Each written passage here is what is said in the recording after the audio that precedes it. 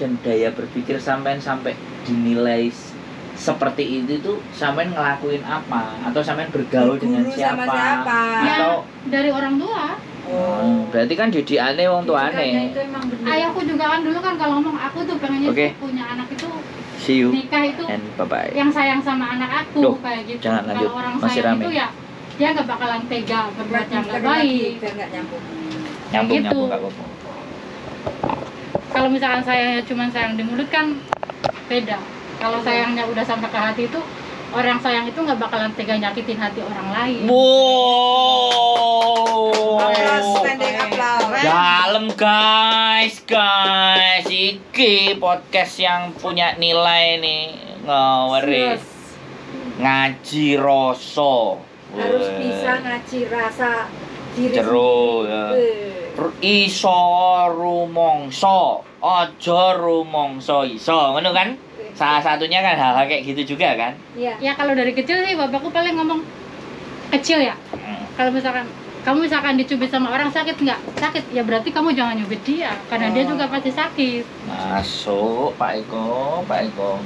Hari ini aku tanya. Jadi ya aku sampai sekarang itu mikirnya kalau misalkan aku mau ngelakuin hal-hal yang nggak benar, mikirnya aku tuh nyakitin orang enggak kayak gitu. Kalau misalkan aku juga dilakuin kayak orang kayak gitu, aku ngerasa sakit, berarti aku kan jangan ngelakuin hal yang kayak gitu. Makanya filosofinya sampean, aku tidak ingin banyak bicara karena takutnya apa yang saya bicarakan menyakiti orang lain. Iya. Sampean tahu nggak iku sapa sing ngomong? Nggak tahu. Imam Syafi'i. Oh. Ulama besar. Kalau diamu itu membuat semuanya dunia menjadi lebih baik, kenapa kita harus berkoar-koar? Ngeri kan? Itu ngeri loh itu. Iya, filsafat itu Mbak ngomongin sampean. Jal ilmumu kuwi nggonen nggo nglawan sing belum. Aku kan maksudnya belum emergency. Kalau emergency emang ya aku bisa ngomong. Jadi gini, jadi gini, kembali lagi. Kita tidak pernah memaksakan teman-teman untuk menolak overcharging. Ya, kita nggak memaksa. Ya kita harus disclaimer ya. Kita tidak ingin mengojo-ojoi lah. Yes. Nah, tapi kalau kalian memang mau berjuang, ayo kan gitu aja. Jadi simpel. Jadi kita nggak perlu mendoktrin, ngasih, ngompori atau nyuruh apa semuanya. Biarkan di dalam hatinya ada gejolak nggak. Kalau ngerasa nggak ada, ya sudah. Berarti dia baik-baik saja. Tapi kalau dia bergejolak, ayo kita kasih tahu caranya. Aku menyuruh dia izin sama majikan karena dia kan sudah lapor gitu. Udah lapor kemana? Maksudnya kan udah laporan ke yang kemarin tuh. Ya, jadi benar. Ya makanya kita wait and see, dilihat dianya dulu. Karena yang menjadi persoalan juga kadang kita itu semangat membantu. Lah nek sing dibantu ora semangat. Glenuk kan iya aku Pak pertama ya. Ya ade kan pegel. Energi kita habis, kenapa nggak kita luangkan ke hal sesuatu lain yang membuat kita jadi lebih punya nilai. itu manusiawi sekali. Kadang-kadang kita menganggap dia teman baik. Oh kamu tuh tak bilangin kayak gini ya kan. Dianya makso, giliran kayak gitu ae dhewe tetep makso dhewe sing remuk awake dhewe. Terkadang ki dhewe mbantu bukan oleh apik, terkadang malah dhewe kena imbas. Betul.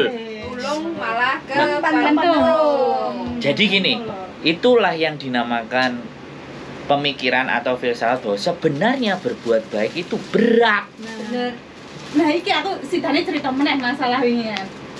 Aku waktu di PT ada kejadian anak gadis hamil. Kan gitu kan?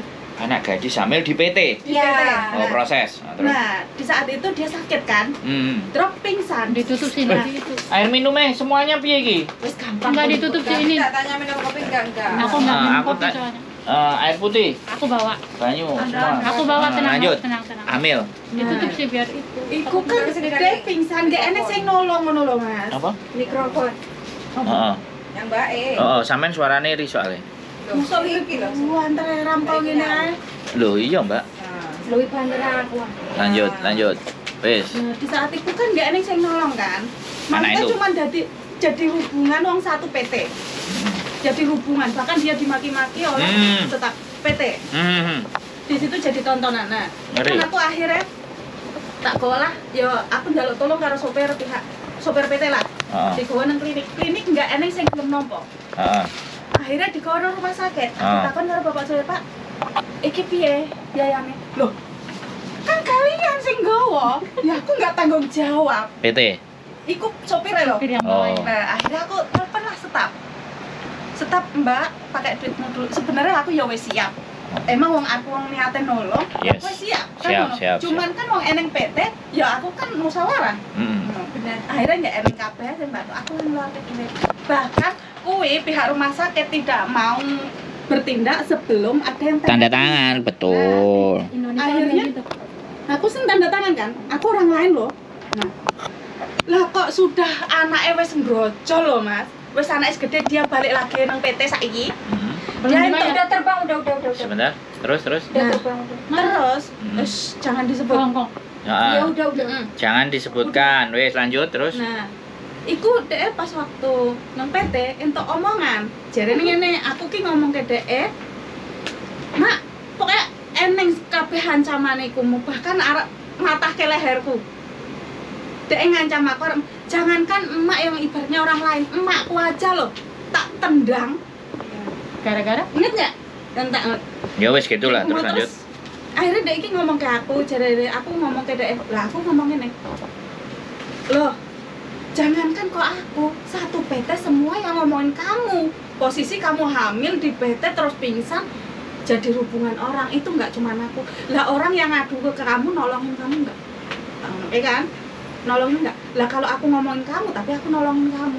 Lah akhirnya tak kumpulkan lah sing melu nang rumah sakit iku ngomong. Eneng sing siji ngomong kan, loh, lah nang kono lo pihak rumah sakit nggak gelem nangani, nak nggak ning sing tanda tangan. Aku lo goleki mama kon tanda tangan yo duite mama. Barulah di situ ngeh. Jadi aku dimaki-maki. Berbuat baik itu malah kena maki-makian. Bahkan diancam leherku arep dipatahke, jangankan kok aku wong liya wong mama kandunge dhewe ditendang. Oke. Piye coba nak? Buat saya ya. Bahkan mau nek tak kasus ya, Mas. Ancaman gue karena masuk kan. Jadi gini. Jadi gini ya. Jadi ujian menjadi orang baik itu memang seperti itu. Makanya banyak orang yang memilih aku jadi nggak baik saja lah daripada aku baik. Loh iya bener. Maksud saya gini loh. Setiap perbuatan baik yang akan sampean lakukan itu mengandung banyak resiko. Malah resiko itu sebenarnya baik dan buruk. Berbuat baik dan berbuat buruk semuanya punya resiko. Karena memang namanya hidup. Kalau hidup gak ada resiko kan mati. Makanya kan neng resikone kono-kono nih. Iya, tapi kan dia gak ngerti sampean. Mlebu neraka apa swarga kan duduk hake dhewe. Tapi nek pada saat kita masih hidup berbuat buruk dan berbuat baik itu beresiko, dua-duanya beresiko. Tapi ketika kita terus berbuat baik, yang terjadi nanti di dunia ini adalah hal-hal baik yang mengelilingi kita. Nah, aku ngomong kayak gitu, itu balik nang rasa. Kanjeng. Lho ya, balik nang rasa, karena kan dewe-dewe. Rasa aku ngene, rasa sampean gurung poro mesti nek ngene. Berarti harus ada pedoman ngaji rasa tadi. Lah ya. Makanya kenapa omong wong Jawa biyen niku kan ngajine kan ngaji rasa. Begitu enek apa muksilam nek jere wong Kantonis. Muksilam ya apa, Pak? Muslim. Agama Islam masuk. Mulai didudui tata cara syariat. Ada adabnya. Nah, carane piye? Jadi wong Jawa makane kenapa agama kabeh nang Jawa iku iso. Bagus. Soale rasa, duwe rasa. Bahkan sampai company jajah ya pirang-pirang tahun karena kita punya rasa yang mbuh rasa, mbuh keterbelakangan cara berpikir, tapi menurut saya rasa yang kuat. Dianggepe iso nulungi. Kerajaan Mataram sampai kepecah-pecah itu gara-gara company jaman biyen. Ya padha nek awake dhewe. Padha wong Jawa terus nang kene. Kok enek sing tega mangan kancane dhewe. Ya iku mang, rasa mang. Dhek wis gak duwe rasa. Mane gumbul karo wong sing gak duwe rasa iki gampang. Cangkeme manis. Ya kan? Penampilannya kok ketok apik. Wis, tondo ae sih. 2 tanda kan. Ya kan? Tapi nek kathek enek wong ngomong lambene iki landhep nyelatu nah. Ade harus juga tahu wong iki masalah kejiwaan apa cilikane biyen dididik dengan cara yang seperti itu. Nah, selalu kita nggak melihat nilai jelek apakah dia nanti baik apa jangan tidak. Jangan menjadi orang sekaligus. Mungkin ada sesuatu di balik. Nah, misalnya. Jadi makanya aku ketika enek sing ngomong ini kan. Di dalam di status apa kan aku mending koncoku sithik tapi berkualitas. Ya. Dan aku berkualitas gak berkualitas yang penting koncoku akeh. Karena aku menganggap sampean tadi tak omongin bahwa setiap manusia yang didatangkan ke kita itu aset. Kalau saya berpikir, enggak mungkin loh. Adewe nyalai apa sing ditulis karo Gusti Allah, wong ae urip dikongkon karo menungso. Ora karo demit, ora karo setan. Kok koncoe leren milih-milih. Berarti nek sing milih konco, dia tidak bisa memfilter. Dia nggak punya prinsip. Iya. Kalau aku berteman sama siapa aja sih. Nah, tapi aku nggak akan ikut. Iya, nggak bakalan ikut. Aku berteman sama siapa aja, mau bagus, jadi, mau jelek, mau pasang. Jadi nek jerene nggak bakalan ikut kayak dia gitu. Aku kayak gini. Nek jerene Sunan Kalijaga kan ngeli ning ora keli. Jadi kita ikut arus tapi tidak terbawa oleh arus. Oh, keren. Iku wis zamane Mbak dhewe biyen wis ngaji kabeh. Makane kanca sapa ae iso, tapi mulai ngomongno masalah duit. Nah, wis gak sida dadi kanca. Duit. Karena uang itu enggak bersaudara. Orang kalau punya duit itu pikirannya beda. Iya, pikirannya beda orang kalau udah ada duit itu.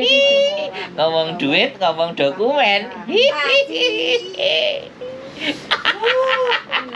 Mending aku gak duwe mangan, tukokno sego.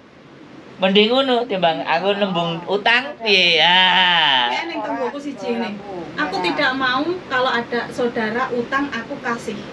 Ibaratnya lebih baik kalau aku punya aku kasih daripada mengutangi. Iya, tambah masalah. Jadi musuh. Tambah masalah. Yo mah apa tuh nangis mah? Slow. Tapi gini. Nangis belum. Tapi gini. Siap-siap tisu. Menurut saya gini. Kita ngutangin sama orang itu sebenarnya investasi. Benar, yes. Tapi bikin dosa juga. Nah. Oh enggak gini. Dosa enggak, saya berpikir investasi, tapi akan menjadi investasi yang murni ketika kita sudah melupakan. Jadi tagih 1, tagih 2, tagih 3 ikhlas. Nah terus dilupakan, ini akan jadi investasi. Tapi kebanyakan orang masih sampai 2 tahun kan jadi dealing itu. Orang cari duitnya susah kok. Jadi dari situ nilainya gak jadi investasi. Itu berarti kan nggak setiap orang mempunyai pemikiran satu. Ya makanya nggak apa-apa. Yang jelas belajar ilmu ikhlas itu susah. Gampang kok aslinya Mbak. Ya nak ngising kayak gampang. Gini Mbak. Prinsipnya adalah di saat sampean merasa dunia ini milik sampean, di situ sampean tidak bisa ikhlas. Tapi nek dunia iki hanya sebatas titipan kayak tukang parkir. Ikhlas itu insya Allah gampang. Jadi kita mau hari ini mau kehilangan uang, kehilangan suami, kehilangan bojo, kehilangan bondo. Alhamdulillah nak kehilangan bojo jadi ikhlas lahir batin ya. Nah itu kan udah pembelajaran ya. Belajar. Iya udah ada itu. Udah bisa nangkep. Jadi nek dhewe iso mikir, walah iki lagi dititipno nang aku. Kowe sesuk arepe dijaluk, dijupuk ya wis. Iya kan? Karena segala sesuatu nek ade merasa hak milik, di situ rasa ikhlas akan berat. Jane bahagia aku lolos saka wingi iki. Lolos. Cuma ngene, lolos kan saka kandang macan, tapi setiap arep melangkah kok wedi nyebur nang kandang yang kedua kali. Ya karena sampean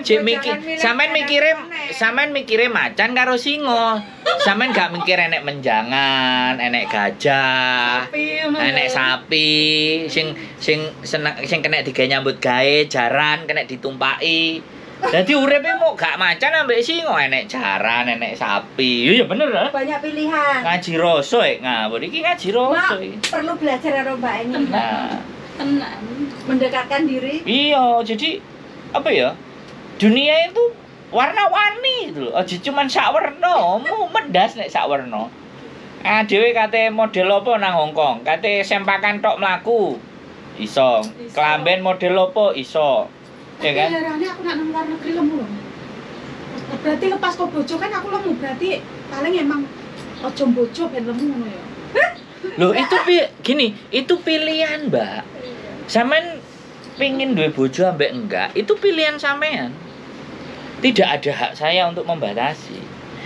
Iya kan? Jadi nek sampean merasa bahagia dengan sendiri ya lakukan. Tapi ketika sampean mulai kok enek rasa tresno ya aja ditolak.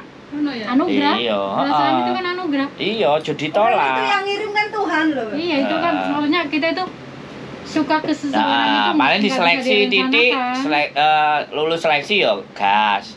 Gak lulus seleksi golek neh. Rem ya, gak lulus rem. Ya nek gak lulus yo golek liyane. Tapi dia sekarang lagi belajar ngerem, Pak. Ya gak apa-apa. Intinya bebas lah. Kita itu gumbul kayak gini nih kan ingin menumpahkan segala bertukar pengalaman. Unek-unek gitu. Emang saya juga nggak pernah punya masa lalu yang mumet. Pernah 4 kali mau nikah itu juga ditolak semua. Ada fasenya ya, Pak? 4 kali menikah itu serius, ibu bapakku dateng itu ditolak semua. Bayangkan namanya laki-laki sudah serius terus ditolak, perasaannya gimana? Tapi sekarang saya ilhamnya adalah iya kasih yang terbaik. Oh enggak, aku dikongkon enggak terbaik ya. Aku dikongkon ngincipi sing liya-liyane sih. Oh, lah orang ngono kan ora takon ning Hongkong ah. Nah. Kan masa lalu dia, urusan dia sama iya. Tuhan. Nah. Dia punya dia. Oke, guys. Masa lalu dia punya dia. Masa Loh, depan itu milik kan bersama. kita bicara masa lalu Kita kan. membebaskan manusia. Lah bojoku tak bebas nek gak bakal ketemu sama sampean. Benar. Jadi sekali lagi bahwa iya, dan aku mau tertawan, aku kok goblok ya zaman biyen sepedaan sampai petang jam turun nang masjid kademen udanan hanya ngenteni seseorang yang hanya mendepak saya. Loh ya bener nggak? Bener. Ya kan goblok kan? Bener. Dan saya bisa mengutarakan hari ini karena saya sudah bisa berdamai dengan diri Dulu saya sakit sendiri. banget ya Mas, sekarang kok. Wah, langsung munggah lunga nang Jepang aku gara-gara ditolak iku terus mekrat nang Jepang. Alhamdulillah kalau lari ke Jepang. Frustasinya ngono. Frustasinya. Lah arek kan enek sih ngono, frustasi karo bojo budal nang Hongkong. Ayo, enek apa ora? Banyak. Bagus, Pak. Berarti kalian ini orang keren. Lebih baik kita. Iya, keren. Wong frustasine dolen nang Hongkong. Iya, lebih Nek baik. frustasine muter-muter nang ngarep omah maju mundur. Mbok langsung asline Mbak we ngono to ngono ora usah ndetok muter-muter. Loh, kan ben kalimatnya lu enak ngono lho. Kalau prestasinya larinya ke kerjaan, cari untuk masa depan itu mending kalau larinya langsung bunuh diri. Lah, berarti masih keren toh? Aku mbiyen nek enggak ditinggal bojoku ngono kuwi, ora bakal kok Taiwan, ora kekurangan lho nek masalah mangan. Wong pasar kan? Nah, wong pasar gila lho. Berarti sampean iki orang keren. Enggak ngutang sepeser pun lho mbiyen enggak. Lho yo kan. Kalau berkumpul dengan circle yang seperti ini sampean orang keren. Tapi kalau berkumpul sama orang yang punya pandangannya berbeda, alah sego sak piring kok direwangi nang Taiwan, nang Hongkong. Lah, itu kan pemikiran orang yang memang gak tekan. Ini gak tekan terus piye dia masalah maksa. makan di rumah sih pasti makan lah. Iya. Enggak keluar. Tapi kan Lah. kita kan Nah, ada makanya. hal yang Fase kita ke depan. lebihkan guys. Ya berarti kan jangkauannya dia itu sakmono. Iya, kawasan dia paling jauh. Dari dia. Lah. Emang sih pasti makan ada kalau di rumah sih Iya. nggak mungkin nggak makan kok. Apa orang pasti ngasih kita makan. Rezeki. Tapi kan kita ada sesuatu yang ingin kita capai lagi ingin kita punya sesuatu yang lain jadi kan kayak gitu. Mikirnya tuh lebih ke arah yang Jauh. bukan ke hanya depan. sekedar makan sehari satu apa 3 kali. Piring. kayak gitu kan. Nah, Enggak. makanya Kalau cuma buat makan cara makan, berpikir mereka hanya dalam isinya piring. Iya. Sedangkan kita cara berpikirnya isinya bumi. Bener. Soalnya kan ada lah Mas ya yang